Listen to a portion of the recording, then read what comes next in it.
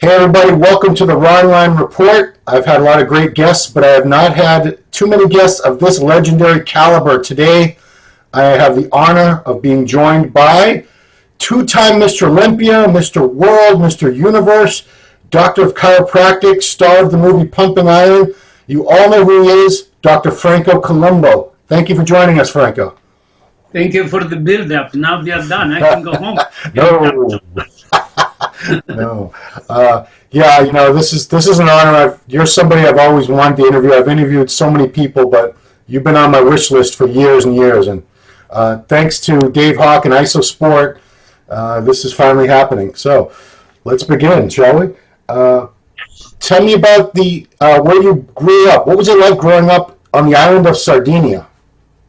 Sardinia, there is like an island in the Mediterranean. It's as large as Sicily, for example. Yeah. And I grew up in the mountains, right in the center, without even knowing that I'm not even Italian, because Sardinia is their own identity. Oh, wow. Very interesting. Like if you look in 23andMe, they have Italian, and I kept saying I'm Italian. And then they show Sardinian, and I'm 62% Sardinian, and Italian only 5-6%. And that's very, very interesting, you know. Yeah. So your first sport, your first love that you were really good at was boxing, correct? Yes. Well, when I grew up at age 14, 15, 16, I kept lifting rocks and stone. I did some labor work, like a labor to take granite stones and bring up to the building. Yeah. And we lifted the rocks and so on. And then one time, when I was about 16, I ended up competing in an Olympic lifting competition. And it was organized only for people who never competed. Yeah. And then I won that one for some reason. I didn't lift right, but I won it. and got me interested in that. And then after that, I went to a boxing association, and I ended up doing boxing for 2 or 3 years. Okay. So how did you end up getting into bodybuilding? Were you into weightlifting, competitive weightlifting for a long time before you became a bodybuilder? No, when I migrated to Germany at age 19, I was pretty much doing very well in boxing. And I even competed in boxing in Germany. Oh, wow. In Oktoberfest, in different places. I was pretty good. But I did some weightlifting at the same time. Another conflict inside me. Should I go this way or this way? And my friends kept saying, if you quit bodybuilding, you're no longer, boxing, you're no longer my friend. You get hurt. You know, you get hurt in the face. Yeah. You look for your health. And I was health-minded so much that I said, can you look at lifting? You do powerlifting, do deadlift. You can't lift it, leave it on the ground, so drop it. Yeah. It was more common sense. And then bodybuilding looked more like you really training and making energy for your body and for your health. You're not expending energy. Mm-hmm. So I saw bodybuilding as really good, but I always had in my mind, you cannot be a bodybuilder unless you're strong. And that I always worked them together. Yeah. So, you know, I know Germany was where you met Arnold. How did you guys meet? Was it in the gym? It was a very strange encounter.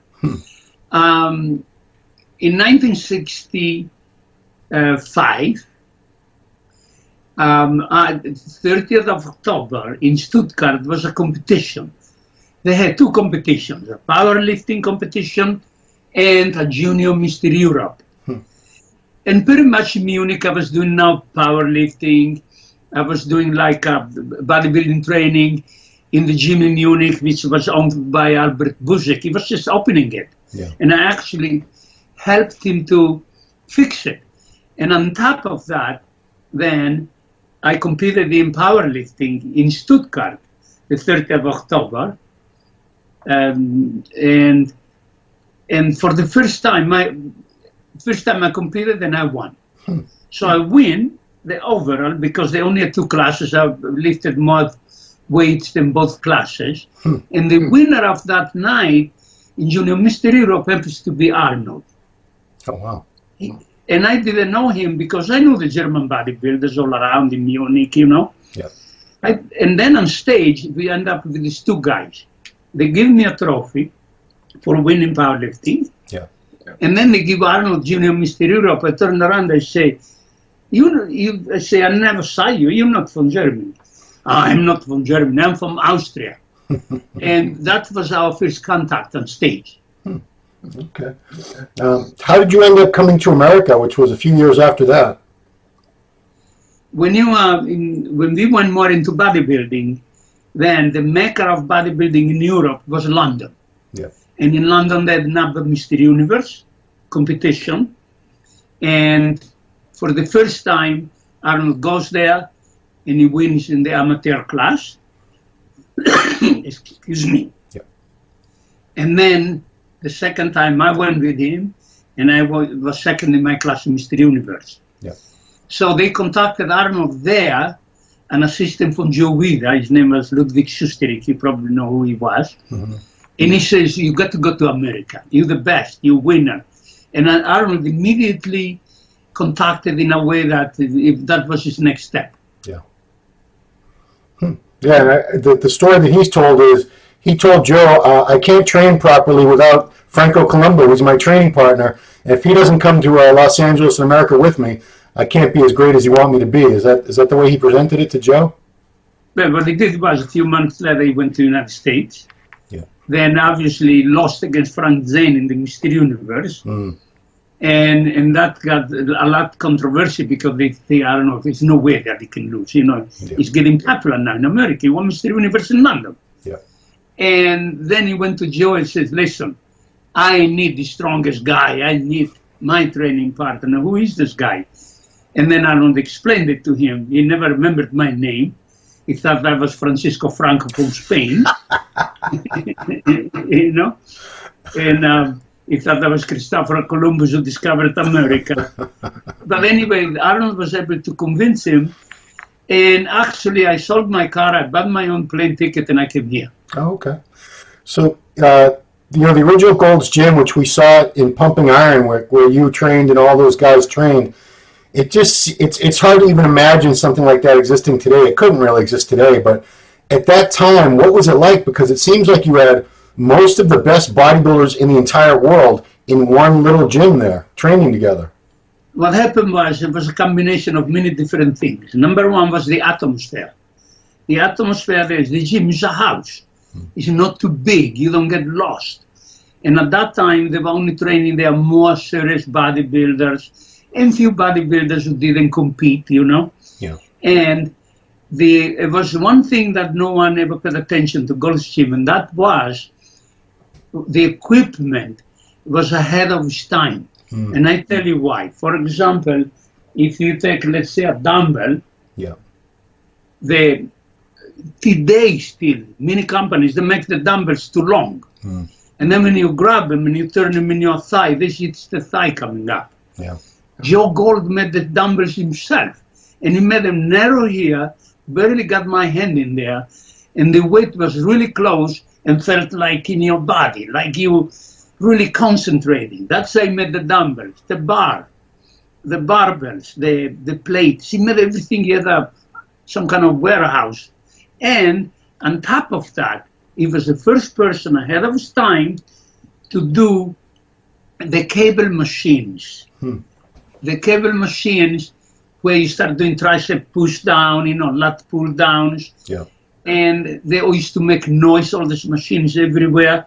He always greased them and he made them smooth and they felt really good. And you feel like when they go smooth, you put more weight. And I'm doing 90 now, you know? Yeah. If it doesn't slide well, you have to do 60. It feels funny.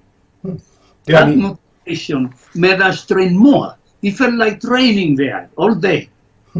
Yeah, I mean, I never got to train at that gym. It was gone, but I came to Venice in the early 90s, and the World Gym Venice, where Joe was hanging out all the time, I think he had a lot of that original equipment transferred to that building, and you could still use it, if I remember. Probably 90% of the equipment was brought over. Okay. 90, because all the lat and the pull downs and the cables were all there too. Yeah. They were the main thing to really train, because what we are doing is we are training free weights and some machines weighs like a free weight. Much better than the machine is where today you can only do one exercise. Yeah. So that was the difference. And even there was a training gym, not a gym to walk around and do things. You know, there were always few people who did 3 reps, 5 pounds, and we went in there and trained really heavy. Yeah. And the equipment was excellent. For example, the equipment, like the leg press machine. Yeah. The leg press machine was totally upside down, very balanced. In the gravity like a piston. Yep. And we felt really good lifting heavy weight up and down. And you're really satisfying yourself physically and mentally. And the muscles come out of nowhere with mirrors on the wall, posing. Yeah, when you look at old pictures of you training and Arnold and Frank Zane at that original gym, that's the leg press I always see is the vertical leg press, which is we don't see those anymore. There's a few of them, but you hardly see them anymore, unfortunately. Yeah, they make even a cheap one, and I bought it. It's a shekel dash, and it's actually excellent. Oh, okay. Because very important to use the principle of gravity. Yeah. So we could talk all day about your career, but I'm going to jump right ahead to 1976. You had been second place at the Olympia. You had won your it was a weight class. They called it lightweight for under 200 pounds. Yes. You had won that several times already, and then 1976, you finally became Mr. Olympia. What was it like to finally achieve that goal after so many years of trying? In 1976, made me really happy when they called me one day, Ben Wither, and says, Franco, I don't know, maybe you don't like this. We are making only one class, no more 2 classes. We want the bodybuilders at some more value there. I say, yeah, whoever competes, the winner is here. And that made me happy. And I say, I'm going to really have to train and win. And that was excellent to win the overall Mr. Olympia in 1976, because until that point, no Olympia, nobody won the Mr. Olympia unless he was 6 feet tall. Yeah.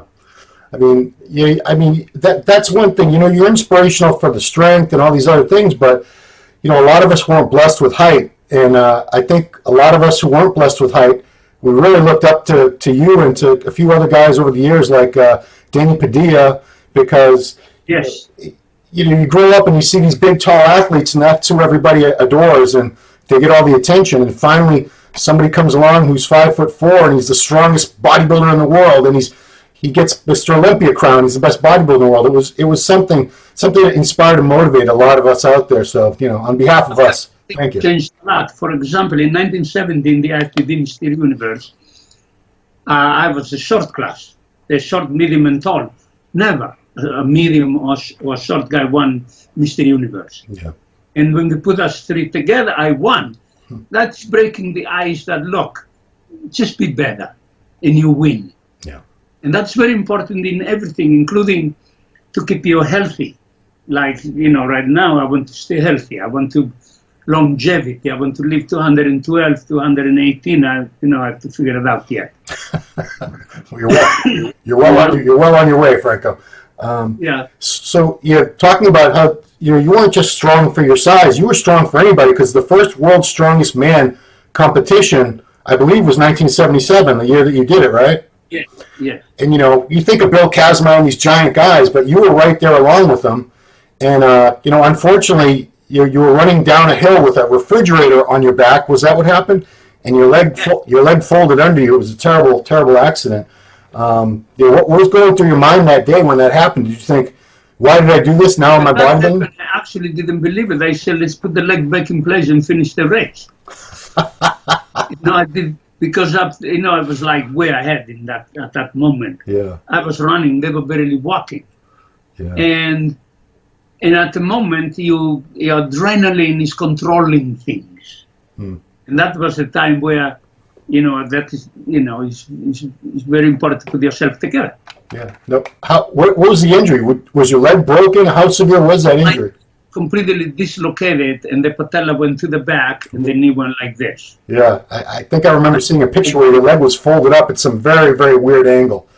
And then I kept pulling it myself by hand. And they say, no, it's broken. I said, no, it's not broken. I said, it's just out of place. Let me put it in place. You know? Wow. So what was the recovery from that injury like? Did you have surgery? How long did it take you to get back to normal training after that?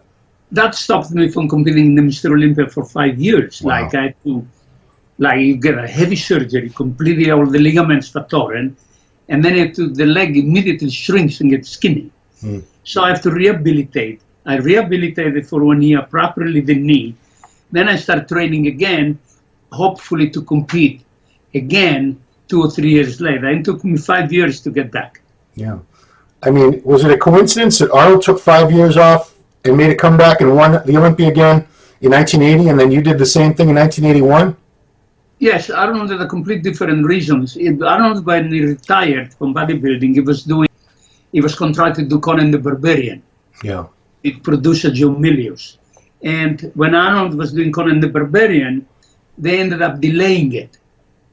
And then, but that was one of the reasons. When they delayed it, Arnold knows, in Conan you have to be like a bodybuilder, like a Mr. Universe, Mr. Olympia, right, in shape. And Arnold says, in between, I can compete in the Mr. Olympia in 1980. Yeah. And that's what he did. Yeah. I was training with him, and I got in great shape that year, helping him, to compete. And I almost thought about it, even competing. But I said, no, I'm not ready yet. I go in the 81. Yeah. You were actually in Conan the Barbarian, briefly. Yes, the first 5 minutes, yeah. And you're actually in the Terminator. It took me a while to figure out you were the future Terminator when you're breaking in that scene that they're showing from the future where the dogs can smell the Terminators. That's you. Yes. So yeah, killed like 150 people. Yeah. And the dogs, and Arnold says, you're killing more people than me. That's right. You killed them all. So yeah. You came back in 1981, the Olympia, and you won it a second time. It's a sport that's objective, so no one's ever really happy except the guy who wins and his fans. Did it bother you that people talked about this guy should have won and that guy should have won instead of you that year? Yes, the controversy started in 1979. Where people started talking about that. Then in 1980, they complained because Arnold didn't apply on time, they claimed, and Arnold didn't write a letter, he needed 60 days notification, and Arnold says, I called them many times. And the bottom line, that started some controversy and changed a little bit bodybuilding there. Before that, we only thought, I'm going to be bigger than anybody, I'm going to be better and stronger than anybody, compete. There where they started worrying about who is here, who is there, and that controversy dragged from 1980 a little bit to 1981. And because of that, everybody in the Mr. Olympia, and you never believe this one, they all won always by half point. That includes Frank Zane, Arnold, with Sergio by half point. Wow. They were equal, and then all of a sudden that half point won. Never a point or two. I won by almost 6 points, 5.5 points from the second, and I published the judging list in my book, Complete Book of Bodybuilding, that people can see. There is no question about it. Yeah. You know what I mean? When I won by so many points, and there were only 3 other bodybuilders who got first place, one first place, and the other one's 5th, 6th, 7th, and I got 4 or 5 first places. Yeah. So it's no question, Yeah. I mean, people are never happy. The 3 years Frank Zane won, a lot of people said, well, Robbie Robinson should have won. He was bigger. Mike Menser was so much bigger. He should have won the overall. So, no one's ever happy. It's very interesting. Bodybuilding, you look good all year. That's what's so great about bodybuilding. Bodybuilding makes you in shape. You feel good. You take good products to help you. And you try to avoid like too much medication or certain drugs. You're more into health. Yeah. And because of that, bodybuilding is a longevity sport. So and you won your second Olympia at 40 years old. Did you decide that's it? 2 Mr. Olympia titles is enough for me, or did you ever think about coming back in 82 or 83 ever again? No, then I don't want to get that greedy, but I did was I said, look, I can win. I'm satisfied now 100%, and now comes your health. Okay. Speaking of health, you became a doctor of chiropractic. What got you interested in chiropractic medicine? What made you want to really study it and become a chiropractor? But when you're training, you get aches and pains, they never end. That's why you have to try to, you take things to feel better and to be stronger, or that you can train. Yeah. And I saw the connection between muscle, bone, and chiropractic and bodybuilding. And the reason was, every time I had an ache and pain, I went to a chiropractor, and he helped me more than anybody else. So I said, I need to know more about chiropractic. And that's how I ended up going to chiropractic college. So I've been going to a chiropractor since 1991. I'm a big believer. I think most serious lifters are, but still the mainstream medical communities always kind of look down on chiropractic, and they don't really, they try to say it's not real medicine. What are some of the misconceptions that you would like people to know that chiropractic is a valid form of medicine and therapy? It's very simple and separated. For example, in the medical profession, they are more in number. They are very big associations, and they can prescribe. Yeah. Chiropractors cannot prescribe. We recommend vitamins and minerals and other products, but we go more into fixing your body structurally. We don't deal too much with diseases. We deal with structural, right, where your body, the shoulder is out, the shoulder is crooked, the muscle is fuzzy. Chiropractors fix muscles and bones. Yeah. And I can tell you, chiropractic helped me so much. In my clinic here, I can work on people and do only the muscle work, and they feel 100% good, even when the neck or the low back has a problem. Are you still practicing today, Franco? Yes, of course. Wow. Okay. I want to get back to the acting for a minute, because you did your own movies. You had 3 action movies of your own. How much fun was acting? It looks like it's a lot of fun. And what was your favorite movie that you ever did? Well, my favorite movie was Ancient Warriors, is called, that I produced myself. Yeah. And that was very good, was very different, But one of the favorite movies, really, for the big movies, I loved it to be in Conan. That was so good, because I got to get tattoos on my chest and back, run in the mountains. I felt like home in Sardinia. Yeah. Were you upset you didn't get to be in a fight scene and get your arm cut off with a sword or something? Yeah, but I tried to avoid that. Oh man. Yeah, this is kind of a random question, but I want everyone to know that you're starting a column for Muscular Development Magazine. We're very, very proud and honored to have you doing a column for us. But one thing that we've been talking about, and your name comes up all the time, is that you and the bodybuilders of your era were known for these tremendous chests. And we don't see that today very often. Nobody back in your time had a weak chest. Everybody had thick, full pecs. And now we don't see that all the time. We see weak chests even in some of the pro bodybuilders today. Why do you think you and the men of your era had such superior pectoral development? I'm not 100% sure, but I blame most of the time that they training too much with machines. You really need to stick to the original weights. For example, you can do a chest machine, but the main exercise, bench press. And I did one thing in my mind, and that was take 5 exercises per body part, for example, and think of these 5 exercises, which one is the best for my chest? Which one is the second best? Which one is the third best? I'm not going to do the other 2. Let me do the 3 best. Every body part should be treated the same, like lats, the back. Yeah. Chin-ups is the best. Do more chins than pull-downs. Like I can tell you right now, when I competed in the Olympia in 1981, my lats were like, without flexing, they were better than anybody. What did I do? 10 sets, 10 reps, 3 times a week. Yeah. I mean, I remember you said something, you were quoted a couple times as saying, in a front lat spread, you shouldn't be able to see any space in between the arms and the back of the person. Your lats should fill up that entire space, which yours did. But it was funny. I was posing one time in Gold's gym in the mirror, and I was trying to look, and I said, "This hole, I need to fill up this hole." And Arnold is behind it looking. And he says, you crooked. He says, stand straighter. Look, go more this way. I felt crooked. And the truth was, he put me straight. There was no holes there. And the reason was, I felt like the right lat, I could flex it better, then turn it more to the right. It was very fascinating. And posing is critical to win Mr. Olympia or any competition. Yeah, so your back development, obviously, your chest was great, but you were always known the back.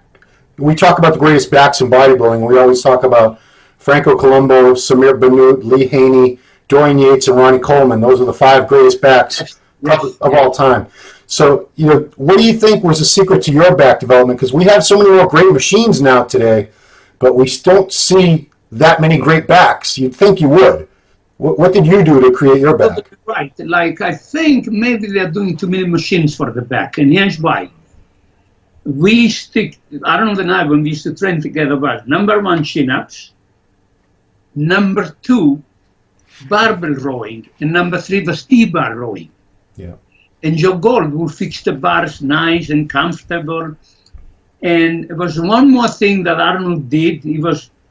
I think it was in his head. He never did an exercise 3/4. He took it from the beginning to the end. All the way it felt like, and then he did the next rep. All this little days and almost doing it. It doesn't work that way. You have to do the full range of motion of the muscle. Yeah. Another thing I'd like to hear your opinion on is how often to train body parts, because I believe you did them 2 or 3 times. Was it 3 times a week you would train body parts? I trained, actually, really, I discovered 2 times a week for size, 3 times a week for definition. And I did that. I stopped doing this weekly counting. I say, when they come next, I do it. And it ended up being the best workout for both size and definition was 1 week 2, 1 week 3. Every body part. So, a lot of guys just do body parts once a week now. Do you think it's not enough? It's not adequate? It doesn't work that way. Once a week is good for size and doesn't do anything for definition. Now, we got to get back to some of your strength feats. You did some amazing things, and even in pumping iron, we saw you lifting. I know you lifted up cars while people were changing the tire, and you blew up the hot water balloons, which is crazy. But you deadlifted. I believe your best deadlift in the gym was it 760? 750. That was my maximum. 750 at a body weight of how much? I was 178. I was almost. But I was trying to be in that category below 181, and I was 179 when I deadlifted that amount. So 179 pounds, you deadlifted 750, because we all talk about, when people talk about the strongest bodybuilder of all time, everybody talks about Ronnie Coleman doing an 800-pound deadlift, which that's fantastic. But Ronnie was probably about 290 pounds when he did that. It was very heavy, yes. So he did 50 pounds more than you, but he weighed at least 100 pounds more than you did in body weight. So pound for pound, Franco, you're the winner here, easily, by far. Thank you. Thank you for the build-up. That's another thing is, like you said, you always believed that bodybuilders should be strong. You shouldn't just look strong. You should actually be able to lift heavy weights. I really want to emphasize, it's very important that people understand, the people who watch the show. When you train a muscle, if you train it heavy and persistent, looks harder, looks like granite, looks much harder. And I can show you can look back all over to Sergio Lydia. He had the hardest muscle. Harold Poole, in the days before he had the hardest muscle. These are people who trained really heavy. Sergio was a weightlifter, as I told you. Yeah. And as you go down the line, I realized the muscles look much harder when you train to the maximum. And then at the same time, I wanted to compete in powerlifting. I didn't want to give that up, and I competed many times in powerlifting. I always won, and was very important for my weight class, and then the overall I won. And one time I did some powerlifting downtown. The police arranged it in the 80s, and they call it the World Championship. There were people from Australia and different places. Yeah. And they made 2 classes, and I won both classes. Wow. And it was very important for me to show that you're strong, because people used to walk around and say, you look good, you're a bodybuilder, you're just a muscle bound, you're fat, and you are not strong. Yeah. Oh, really? You know? And now if they say you're not strong, I don't mind, because I already lifted so much weight, so it doesn't matter. Yeah. But it's important to me at that time, if you can't say I'm not strong because you have muscles who are weak, I say, it's show me. Yeah. I think one of my favorite parts in pumping iron is you were trained chest outside at Muscle Beach. I think it's a flat bench press. And Yes. Arnold was spotting you. I think you had 405 on the bar.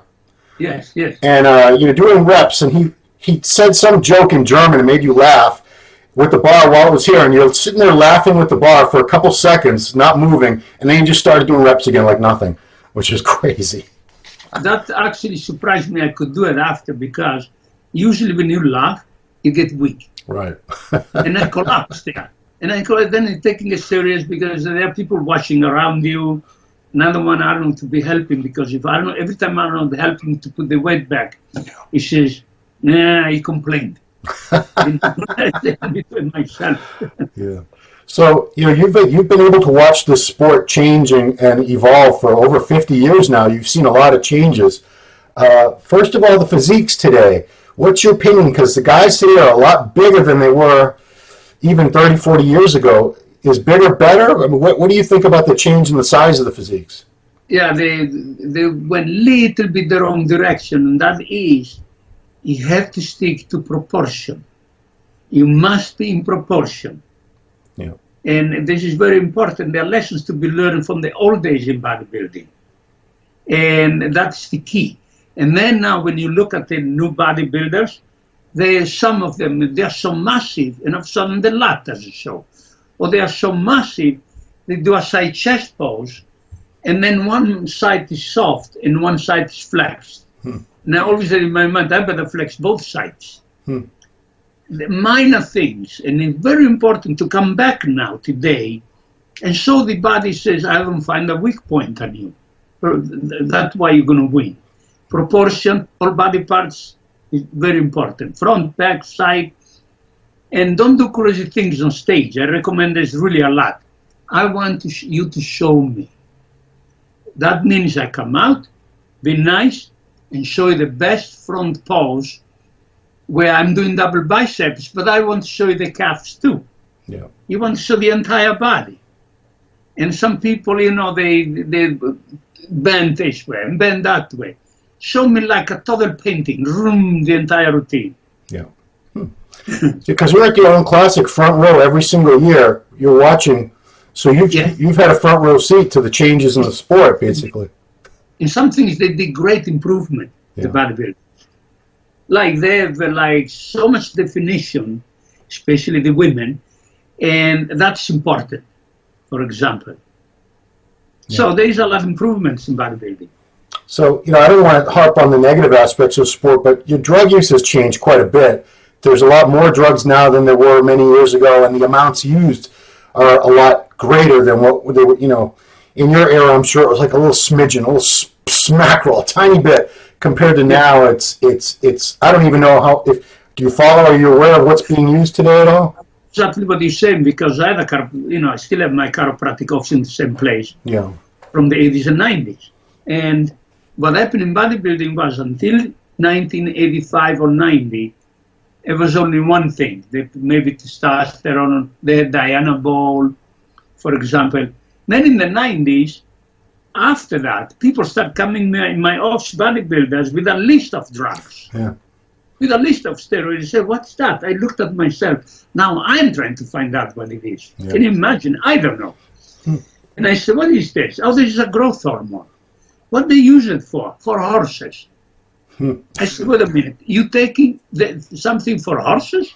Yeah. And they invented and went around in doing more is better and so on and so on. And that's why it got so sophisticated. Yeah. I mean, back in your era, in the late 60s, throughout the 70s, and early 80s, was bodybuilding really a lot more about health and not just trying to become the biggest, freakiest specimen you could be? But you can see it all the way back to the 1950 when then, for example, Steve Reeves won Mr. America, and then Reg Park. And you can see the guys were only interested in looking Herculaneum. Like Steve Reeves ended up doing movies, and they all copied him, the young people. Yeah.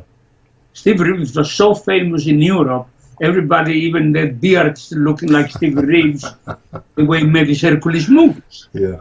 And they looked into that area, like Steve Reeves said, the pecs was square, like this. Yeah. They liked that, the bodybuilders, and I like that too. I said, that's good. And you train for that direction. So and you define the shape. Right.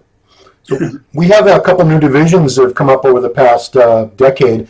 About 10 years ago, we started this 212 division, which is pros for 212 pounds and under, which is kind of similar to what you guys did, but only at the Olympia. You didn't have separate contests for lightweight and heavyweight. You just had that division at the Olympia. But what do you think about the need for a separate pro division for men who are shorter or lighter, as we have now?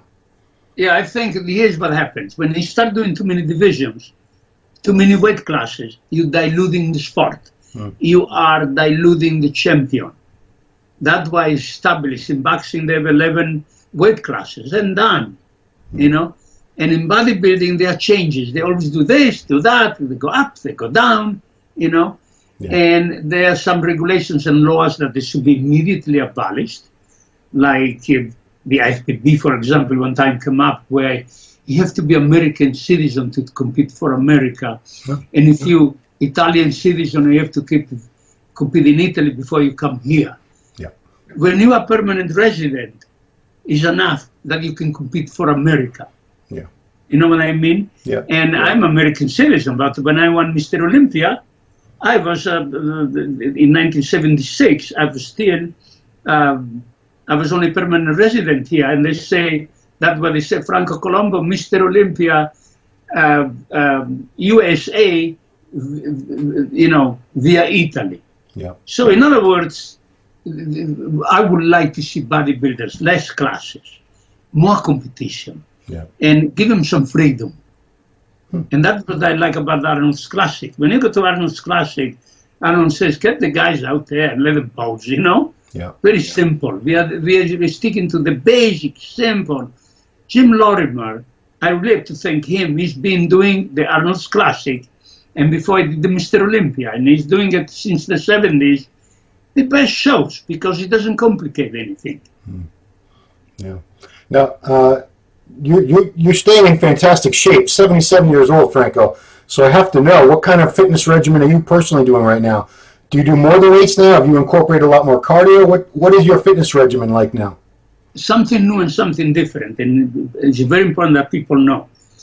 When you compete and when you train for any sport, you become strong, healthy, but muscle imbalance. And after I retired from competition, me having the chiropractic background and the nutrition background, I say, now I have to balance my muscles. In order to have less aches and pains in the shoulders, any part of the body, for example, you have to balance the muscle. The tricep and the bicep should be equally strong. If you have a strong bicep, you get elbow problems. Very important, train for muscle balancing. Okay. So are you still doing a lot of weight training? Do you do a lot of cardio? When we do the column, we're going to talk about that. Okay. Muscle balancing. Gotcha. Very important. Okay. And I want to answer the question, even if I'm sorry I interrupted you. No problem. The cardio, people never understood that when you lift weights, it's cardio. Because when you're doing bench press, for example, in bench press, when you go like this, it's cardio, they're all cardio. Yeah. Now I put 100 pounds and do this, it's more cardio. Lifting is cardio. I don't know why they think only running is cardio.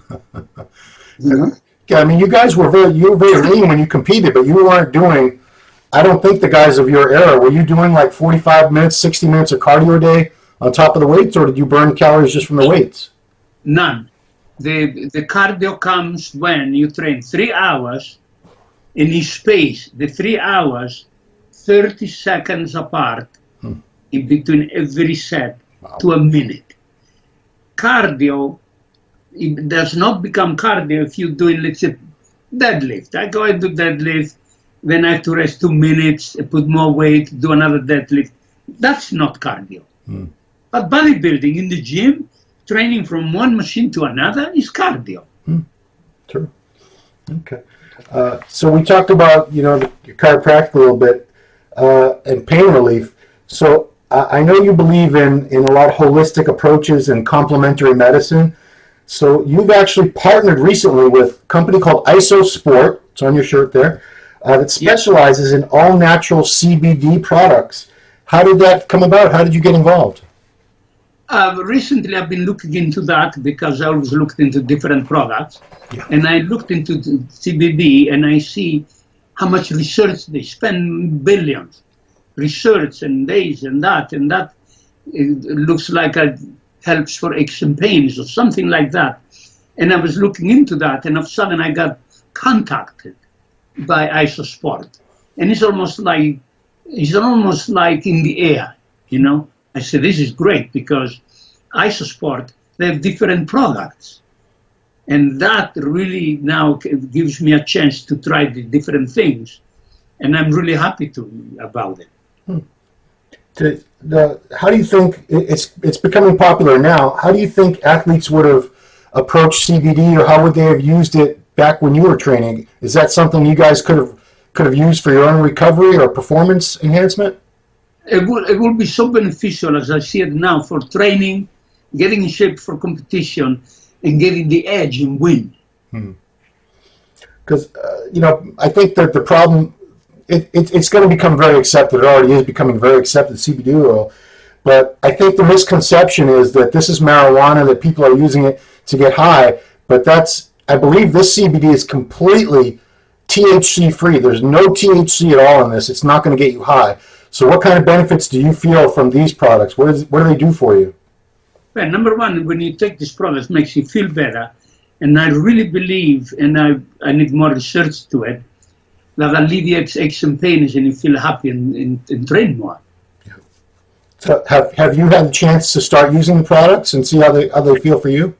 Yes, I'm using them right now. Okay, cool. Yeah. I want people to know they can get more information on all this at the website is iso-sport.com. You can also go to their Instagram, which is cyto-sport now. Yeah, cyto-sport.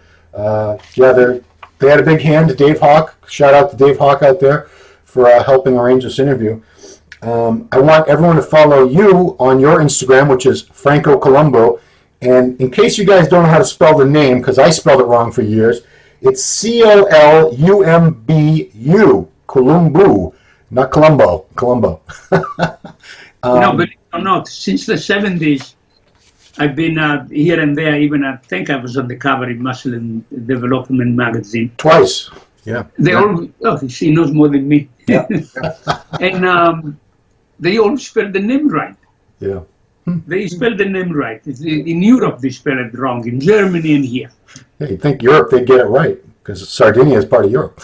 But cool. Well, this is hopefully this is just the first time of many that we're going to speak, Dr. Columbu. So honored, so privileged to have had this opportunity, and I can't thank you enough. And I want to thank Lynn Swanson also for helping arrange everything. And this has been a great thing. I appreciate it very much. Thank you very much, and I'm really happy I did the interview, and we do more. Excellent. All right, everybody. Thank you guys for watching Ronline Report with Dr. Franco Columbu, 2-time Mr. Olympia. Catch you next time.